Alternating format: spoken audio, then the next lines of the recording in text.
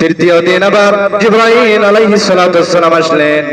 জিবরাইল আলাইহিস সালাতু ওয়াস সালাম একা আসেন নাই, তার সাথে মালাকুল মাউত আজরাইল তার সাথে আসছে। মালাকুল মাউত আজরাইল বাহিরে দাঁড়ানো, জিবরাইল প্রবেশের অনুমতি চাইলেন। জিবরাইলকে অনুমতি দেওয়া হলো। আল্লাহর রাসূলের শিয়রে হাজির জিবরাইল। জিবরাইল একই প্রশ্ন করলেন, ইয়া রাসূলুল্লাহ, আপনার হালত কি, আপনার অবস্থা কি? জিবরাইল আলাইহিস সালামের এই প্রশ্নের উত্তরে আমার নবী বললেন, হে জিবরাইল, আমি ভারাক্রান্ত, আমি অসুস্থ, আমি চিন্তিত।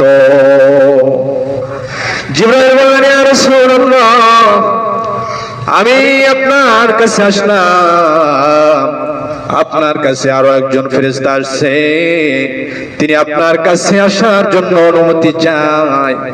যেই